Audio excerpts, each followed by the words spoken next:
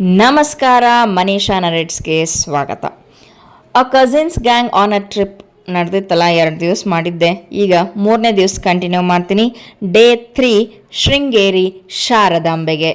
ಮೂಡಿಗೆರೆಯಿಂದ ಹೊರಟು ಡೈರೆಕ್ಟ್ ಶೃಂಗೇರಿಗೆ ನಾವು ತಲುಪಿದ್ವಿ. ಇಲ್ಲಿ ನಮ್ಮದು ಮುಖ್ಯ ಉದ್ದೇಶ ಇದ್ದಿದ್ದೇನೆಂದ್ರೆ ಅಕ್ಷರಾಭ್ಯಾಸ. ನಮ್ಮ ಗುಂಪೊಳಗೆ 4 ಹುಡುಗರಿದ್ದು, ಹಾಗಾಗಿ ಎಲ್ಲರದು ಅಕ್ಷರಾಭ್ಯಾಸ ಮಾಡಿಸ್ಬೇಕು ಅಂಥೇಳಿ ಒಂದು ಸದುದ್ದೇಶ ನಮ್ಮಲ್ಲಿತ್ತು. ತಾಯಿ ಶಾರದಾಂಬೆ ಕೃಪೆಯೊಂದಿಗೆ ನಾವು ಅಲ್ಲಿ ಅಕ್ಷರಾಭ್ಯಾಸ ಮಾಡಿಸಿದ್ವಿ. ಕುಟುಂಬಕ್ಕೆ ಮಾದರಿಯಾಗಿರಲಿ ಎಂಬುದಾಗಿ ನಿಮ್ಮ ಮಗುವಿನ ಬಗ್ಗೆ ಹೃದಯಪೂರ್ವಕವಾಗಿ ಪ್ರಾರ್ಥಿಸಿಕೊಂಡು ನಮಸ್ಕಾರವನ್ನು ಮಾಡಿಕೊಳ್ಳಿ. ಈ ಅಕ್ಷರಾಭ್ಯಾಸಕ್ಕೆ 500 ರೂಪಾಯಿ ನಾವು ಟಿಕೆಟ್ ತಗೋಬೇಕು. ಒಂದು ದೊಡ್ಡ ಹಾಲ್ ಇರ್ತದೆ, ಅಲ್ಲಿ ಕೂಡಿಸಿ ಒಂದು ಪಾಟಿ ಪೆನ್ಸಿಲ್ ಕೊಟ್ಟಿರ್ತಾರೆ. ಅದ್ರ ಮೇಲೆ ನಾವು ಅಕ್ಷರಗಳನ್ನು ಬರಿತಾ ಹೋಗಬೇಕು. ಮಂತ್ರ ಹೇಳ್ತಾರೆ, ಅಲ್ಲಿ ಒಬ್ಬರು ಗುರೂಜಿ ಇರ್ತಾರೆ, ಅವ್ರು ನಮಗೆ ಇನ್ಸ್ಟ್ರಕ್ಷನ್ಸ್ ಹೇಳ್ಕೊತ ಹೋಗ್ತಾರೆ. ಅದ್ರ ಪ್ರಕಾರ ನಾವು ಮಾಡ್ಕೊತ ಹೋಗಬೇಕು. ಓಂ ಶ್ರೀ ಗುರು ಗಣೇಶಾಯ ನಮಃ, ಓಂ ಶ್ರೀ ಶಾರದಾಯೈ ನಮಃ ಅಂಥೇಳಿ ದೇವರನ್ನು ಸ್ಮರಿಸಿ ಕೆಳಗೆ ಅ ಆ ಇ ಅಂಥೇಳಿ ಬರೆಸಿ ನಮ್ಮ ಅಕ್ಷರಾಭ್ಯಾಸ ಹಿಂಗೆ ಪ್ರಾರಂಭ ಆಗ್ತದೆ. 5 ವರ್ಷಕ್ಕಿಂತ ಕೆಳಗಿನ ಮಕ್ಕಳು ಯಾರೇ ಇದ್ರೂ ಇಲ್ಲಿ ಬಂದು ಅಕ್ಷರಾಭ್ಯಾಸ ಮಾಡಿಸ್ಬೋದು. ಆದರೂ 2.5 ವರ್ಷದ ನಂತರ ಇನ್ನೇನು ಸ್ಕೂಲ್ ಸ್ಟಾರ್ಟ್ ಮಾಡೋರು ಇರ್ತಾರಲ್ಲ, ಅಡ್ಮಿಷನ್ ಮಾಡೋರು ಇರ್ತಾರೆ, ಅಂಥವ್ರು ಇಲ್ಲಿ ಬಂದು ಮೊದಲು ಅಕ್ಷರಾಭ್ಯಾಸ ಮಾಡಿಸಿ ಆಮೇಲೆ ಶಾಲೆ ಕಳಿಸುವಂತಹ ಪ್ರತೀತಿ ಜಾಸ್ತಿ ಅದ. ಪಾಟಿ ಪೆನ್ಸಿಲ್ ಜೊತೆಗೆ ಒಂದು ತಾಟ್ ಕೊಟ್ಟಿರ್ತಾರೆ, ಅದ್ರಾಗ ಅಕ್ಕಿ ಇರ್ತಾವೆ. ಆ ಅಕ್ಕಿಯೊಳಗೆ ಓಂ ಅನ್ನುವಂತಹ ಒಂದು ಅಕ್ಷರ ಮಕ್ಕಳ ಕೈಯಲ್ಲಿ ಹಿಡಿದು ನಾವು ಪಾಲಕರು ಬರೆಸುವಂತಹ ಒಂದು ಶಾಸ್ತ್ರ ಅಲ್ಲಿ ಇರ್ತದೆ.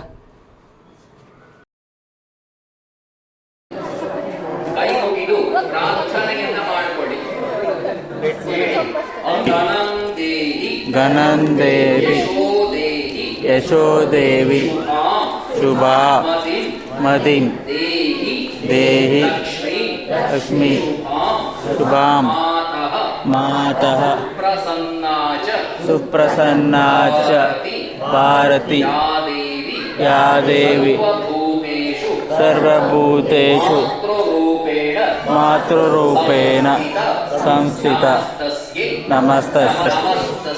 ನಮಸ್ತಸ್ತೆ ನಮೋ ನಮಃ ಶ್ರೀ ಶಾರದಾ ಪರಮೇಶ್ವರಿಯೇ ನಮಃ. ಸದ್ಬುದ್ಧಿ ಸದ್ವಿದ್ಯಾ ಪ್ರಾಪ್ತಿ ಗುರು ಪ್ರಾರ್ಥಯಾಮಿ ನಮಸ್ಕರೋಮಿ. ಶ್ರದ್ಧಾ ಭಕ್ತಿಗಳಿಂದ ಅಕ್ಷರಾಭ್ಯಾಸವನ್ನು ಮಾಡಿಸಿದ್ದೇವೆ. ಮಗುವಿನ ಜಾತಕದಲ್ಲಿ ವಿದ್ಯೆಗೆ ಸಂಬಂಧಪಟ್ಟ ಹಾಗೆ ಏನೇ ದೋಷ ಆಗಿದ್ರೂ ಪರಿಹಾರ ಆಗಲಿ, ಸದ್ಬುದ್ಧಿ ಸದ್ವಿದ್ಯಾ ಉಂಟಾಗಲಿ, ಒಂದು ವಿದ್ಯಾಕ್ಷೇತ್ರದಲ್ಲಿ ಉತ್ತಮವಾದ ಯಶಸ್ಸು ಕೀರ್ತಿಗಳು ದೊರಕಿ, ದೀರ್ಘಾಯುಷ್ಯ, ಉತ್ತಮ ಆರೋಗ್ಯ, ಐಶ್ವರ್ಯಾದಿಗಳು ಲಭಿಸಲಿ. ವಿಶೇಷವಾಗಿ ತಂದೆ ತಾಯಿ ಮತ್ತು ಗುರು ಹಿರಿಯರಲ್ಲಿ ಗೌರವ, ದೇವರಲ್ಲಿ ಭಕ್ತಿ ಮತ್ತು ನಂಬಿಕೆ ಸದಾಕಾಲ ಇರುವ ಹಾಗೆ ಕಾಪಾಡಲಿ. ಏತನ್ಮಧ್ಯೆ ನಿಮ್ಮ ಮಗುವಿನ ಬಾಳಿನಲ್ಲಿ ಏನೇ ಕಷ್ಟಗಳು ಒದಗಿದರೂ ಅದನ್ನು ಧೈರ್ಯವಾಗಿ ಮತ್ತು ತಾಳ್ಮೆಯಿಂದ ಎದುರಿಸುವ ಚೈತನ್ಯವನ್ನು ಆ ಭಗವಂತ ಕೊಡಲಿ. ನಿಮ್ಮ ಮಗುವಿನ ಬಗ್ಗೆ ನಿಮ್ಮ ಮನಸ್ಸಂಕಲ್ಪಗಳು ಸಿದ್ಧಿಸಲು ಕುಟುಂಬಕ್ಕೆ ಮಾದರಿಯಾಗಿರಲಿ ಎಂಬುದಾಗಿ ನಿಮ್ಮ ಮಗುವಿನ ಬಗ್ಗೆ ಹೃದಯಪೂರ್ವಕವಾಗಿ ಪ್ರಾರ್ಥಿಸಿಕೊಂಡು ನಮಸ್ಕಾರವನ್ನು ಮಾಡಿಕೊಳ್ಳಿ. ಹಿಂಗೆ ಪ್ರತಿದಿನ ಮುಂಜಾನೆ 7:30ಯಿಂದ ಮಧ್ಯಾಹ್ನ 2 ಗಂಟೆವರೆಗೂ ಅಕ್ಷರಾಭ್ಯಾಸ ಮಾಡಲಾಗ್ತದೆ. ಒಂದೊಂದು ತಾಸಿಗೆ ಒಂದೊಂದು ಬ್ಯಾಚ್ ಇರ್ತಾವೆ. ನೀವು ಹೋಗಿ ಆ ಹಾಲ್ ಒಳಗೆ ಅಕ್ಷರಾಭ್ಯಾಸವನ್ನು ಮಾಡ್ಕೊಂಡು ಬರ್ಬೋದು. ಅಕ್ಷರಾಭ್ಯಾಸವನ್ನು ಮುಗಿಸ್ಕೊಂಡು ನಾವು ಈಗ ಬಂದ್ವಿ. 500 ರೂಪಾಯಿ ಒಬ್ಬರಿಗೆ ಇರ್ತದೆ, ಒಂದು ಮಗುವಿಗೆ ಒಂದು ಸ್ಲೇಟ ಬಳಪ ಕೊಡ್ತಾರೆ. ಹಾಗಾಗಿ ಅದನ್ನು ತೊಗೊಂಡು ಹೋಗಿ ನಾವು ಒಂದು ಹಾಲ್ ಮಾಡಿರ್ತಾರೆ, ಅಲ್ಲಿ ಹೋಗಿ ಅಕ್ಷರಾಭ್ಯಾಸ ಮಾಡಿಸ್ಬೇಕು. ಅಲ್ಲೊಬ್ಬರು ಅರ್ಚಕರು ನಮಗೆ ಸಹಾಯ ಮಾಡ್ತಾರೆ, ಮಂತ್ರಗಳನ್ನು ಹೇಳ್ತಾರೆ. ಅವ್ರು ಹೇಳ್ದಂಗೆ ನಾವು ರಿಪೀಟ್ ಮಾಡಬೇಕು. ಆಮೇಲೆ ಒಂದು ತಟ್ಟೆ ಕೊಡ್ತಾರೆ, ಅದ್ರೊಳಗೆ ಅಕ್ಕಿ ಹಾಕಿ ಕೊಟ್ಟಿರ್ತಾರೆ. ಆ ಅಕ್ಕಿ ಮೇಲೆ ಮಕ್ಕಳಿಗೆ ಬರೆಸ್ಬೇಕು. ಅದಾದ ನಂತರ ಸ್ಲೇಟ್ ಮೇಲೆ ಬಳಪದಿಂದ ಮಕ್ಕಳಿಗೆ ನಾವು ಬರೆಸ್ಬೇಕು, ತೊಡಿ ಮೇಲೆ ಕೂಡಿಸ್ಕೊಂಡು. ಹಾಗಾಗಿ ನಾವು ಆ ಅಕ್ಷರಾಭ್ಯಾಸ ಮುಗಿಸ್ಕೊಂಡು ಇಲ್ಲೇ ಅನ್ನಪ್ರಸಾದ ಇತ್ತು, ಅನ್ನಪ್ರಸಾದವನ್ನು ಸೇವಿಸಿ ಈಗ ಹೊರಗೆ ಬಂದ್ವಿ. ನಂತರ ದೇವಸ್ಥಾನದ ಗರ್ಭಗುಡಿಗೆ ಹೋಗಿ ಶಾರದಾ ಮಾತೆಯ ದರ್ಶನವನ್ನು ಪಡೆದ್ವಿ. ಇದರದ್ದು ಸಣ್ಣದಾಗಿ ನಿಮಗೆ ಇತಿಹಾಸ ಹೇಳಬೇಕು ಅಂತ ಹೇಳಿ ನಾ ಬಯಸ್ತೀನಿ. ಶ್ರೀ ಆದಿಶಂಕರಾಚಾರ್ಯರು ಈ ಶಾರದಾ ಪೀಠವನ್ನು ಸ್ಥಾಪನೆ ಮಾಡ್ತಾರೆ. ಯಾಕೆ ಈ ಜಾಗವನ್ನು ಅವರು ಆಯ್ಕೆ ಮಾಡ್ಕೋತಾರ ಅಂತಂದ್ರೆ, ನೀವು ಸಣ್ಣವರಿದ್ದಾಗ ಒಂದು ಕಥೆ ಕೇಳಿರ್ಬೋದು. ನಾಗರ ಹಾವು ಹೆಡೆ ಬಿಚ್ಚಿ ಒಂದು ಕಪ್ಪೆಗೆ ಆಶ್ರಯ ಕೊಡ್ತದಂತ. ಆ ಕಪ್ಪೆ ಗರ್ಭಿಣಿ ಇರ್ತದಂತ.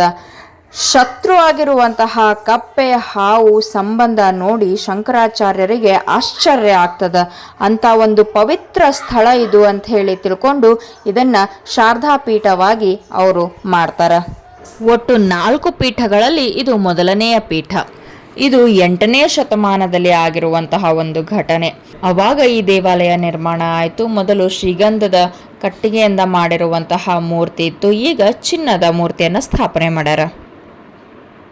ತುಂಗಾ ನದಿಯ ದಡದಲ್ಲಿರುವಂತಹ ಈ ದೇವಾಲಯವನ್ನು ನಾವು ನೋಡಿಕೊಂಡು ನದಿಯೊಳಗೆ ಇರುವ ಸಾಕಷ್ಟು ಮೀನುಗಳನ್ನು ನೋಡಿ ಅವಕ್ಕೆ ಆಹಾರ ನೀಡಿ ಅಲ್ಲಿ ಆನಂದಿಸಿದ್ವಿ. ಎಷ್ಟು ಮೀನಂದ ರಾಶಿ ರಾಶಿ ಮೀನು. ಅಲ್ಲಿ ಮೀನುಗಾರಿಕೆ ಇಲ್ಲದ ಕಾರಣ ಅಲ್ಲಿ ಸಿಕ್ಕಾಪಟ್ಟೆ ಮೀನುಗಳು ಅದಾವು. ಎಷ್ಟು ದೂರ ನೋಡ್ತೀರಿ ಅಷ್ಟು ದೂರ ಮೀನುಗಳು, ಎಷ್ಟು ಸಹಸ್ರಾರು ಮೀನುಗಳೇ ಅಲ್ಲಿ ನೋಡಿದ್ದುಂಟು ನಾವು. ಇನ್ನು ಈ ತುಂಗಾ ನದಿ ಬಗ್ಗೆ ಹೇಳಬೇಕು ಅಂತಂದ್ರೆ ಪಶ್ಚಿಮ ಘಟ್ಟಗಳಲ್ಲಿ ಹರಿದು ಬರುವಂತಹ ಒಂದು ನದಿ ಇದು. ಗಂಗಾಮೂಲ ಅನ್ನುವಂತಹ ಒಂದು ಜಾಗದಲ್ಲಿ ವರಾಹ ಪರ್ವತ ಒಳಗೆ ಹುಟ್ಟಿರುವಂತಹ ಒಂದು ನದಿ ಇದು. ನಮ್ಮ ರಾಜ್ಯ ಒಳಗೆ ಒಟ್ಟು 2 ಜಿಲ್ಲೆಯೊಳಗೆ ಹರಿತದ. ಒಂದು ಚಿಕ್ಕಮಗಳೂರು, ಇನ್ನೊಂದು ಶಿವಮೊಗ್ಗ. ಶಿವಮೊಗ್ಗದಲ್ಲಿ ಮುಂದೆ ಕೂಡ್ಲಿಯೊಳಗೆ ಅದು ಭದ್ರಾ ನದಿಯಾಗಿ ಹೋಗ್ತದ. ಮುಂದೆ ಇದನ್ನೇ 2 ನದಿ ತುಂಗೆ ಮತ್ತು ಭದ್ರೆ ಕೂಡಿ ತುಂಗಭದ್ರಾ ನದಿಯಾಗಿ ಹರಿತದ. ಇದಷ್ಟು ಶೃಂಗೇರಿಯ ಮಾಹಿತಿ.